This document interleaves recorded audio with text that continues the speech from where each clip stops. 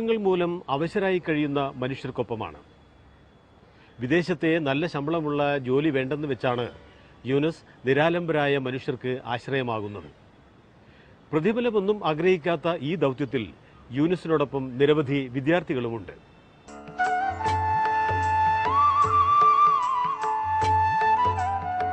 രോഗികളെ പരിചരിക്കുക അത്ര എളുപ്പമുള്ള കാര്യമല്ല.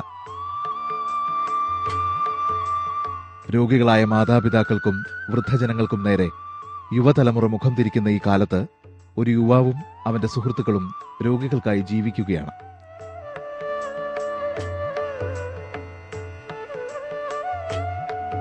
വേദനിക്കുന്നവരുടെ മനസ്സിൽ നിന്നും കിനിയുന്ന സ്നേഹവായ്പകൾക്ക്, പറയാതെ പറഞ്ഞു പോകുന്ന നന്ദി വാക്കുകൾക്ക് മുമ്പിൽ പ്രതിഫലം ഇച്ഛിക്കാതെയുള്ള സേവനവുമായി യൂനുസും ഈ കുട്ടികളും.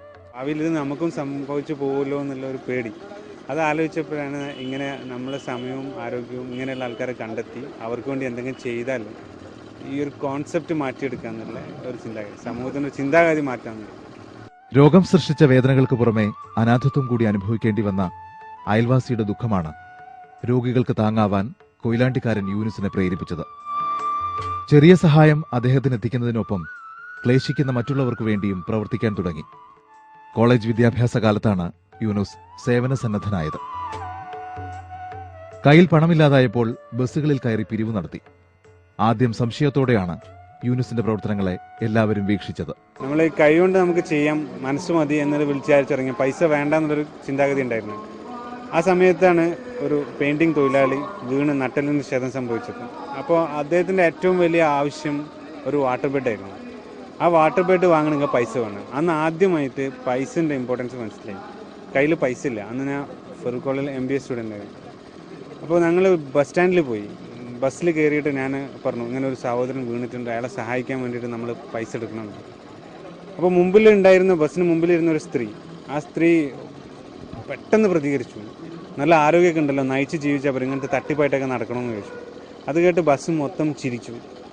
അപ്പോൾ ഞാൻ വളരെ നെർവസായി ഞാൻ അവിടുന്ന് ബസ്സിൽ നിന്ന് ഇറങ്ങി. അപ്പോൾ എൻ്റെ കൂടെ ഉണ്ടായിരുന്ന സുഹൃത്ത് എന്നോട് പറഞ്ഞു, നമ്മൾ ആ സഹോദരന് കൈ ചലിക്കൂല, അവനൊരു വാട്ടർ ബെഡ് വാങ്ങാൻ അവൻ്റെ കൈ ആരും നീണ്ടില്ല.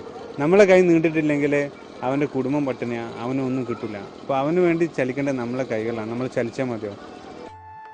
MBA ബിരുദം കരസ്ഥമാക്കി വിദേശത്ത് ഒരു കമ്പനിയുടെ ഉയർന്ന തസ്തികയിൽ ജോലി നോക്കുമ്പോഴും അശരണരെയും രോഗികളെയും കുറിച്ചായിരുന്നു യൂനുസിന്റെ ചിന്ത. ശമ്പളത്തിന്റെ നല്ലൊരു ഭാഗം നാട്ടിൽ നടക്കുന്ന ജീവകാരുണ്യ പ്രവർത്തനങ്ങൾക്ക് നൽകി. അങ്ങനെ കൊയിലാണ്ടി പാലിയേറ്റീവ് കെയർ സൊസൈറ്റിയിൽ അംഗമായി. അവധിക്ക് നാട്ടിലെത്തിയപ്പോൾ സ്കൂൾ തലം മുതൽ കോളേജ് വരെയുള്ള സേവന സന്നദ്ധരായ കുട്ടികളെ ചേർത്ത് ക്യാമ്പസ് എന്ന സംഘടനയ്ക്ക് രൂപം നൽകി. ക്യാൻസർ രോഗികൾ, അൽഷിമേഴ്സ് ബാധിതർ, അങ്ങനെ രോഗങ്ങളിലൂടെ ഒറ്റപ്പെടുന്നവർക്ക് ക്യാമ്പസ് ആശ്വാസമായി. രോഗികളുടെ കൂട്ടായ്മകൾ സംഘടിപ്പിക്കുന്നു.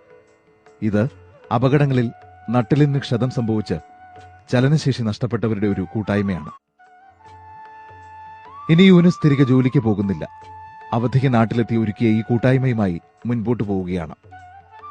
ഭാര്യയും കുട്ടിയും മാതാപിതാക്കളും അടങ്ങുന്ന സ്വന്തം കുടുംബത്തെ ഈ യാഥാർത്ഥ്യം ബോധ്യപ്പെടുത്തിയാണ് യൂനുസിന്റെ യാത്ര. ആർക്കു മുമ്പിലും കൈനീട്ടില്ല. സേവനം കോഴിക്കോട് നിന്ന് മറ്റു ജില്ലകളിലേക്കും വ്യാപിപ്പിക്കാൻ ആലോചനയുണ്ട്. രോഗത്താൽ ഒറ്റപ്പെടുന്നവർ ആരുമില്ലെന്ന് ഇനി വേദനിക്കേണ്ട. നിങ്ങളെ തേടി ഒരു വലിയ ശക്തിയുടെ അദൃശ്യകരമെന്ന വണ്ണം ഈ കൂട്ടായ്മ എത്തിയേക്കാം.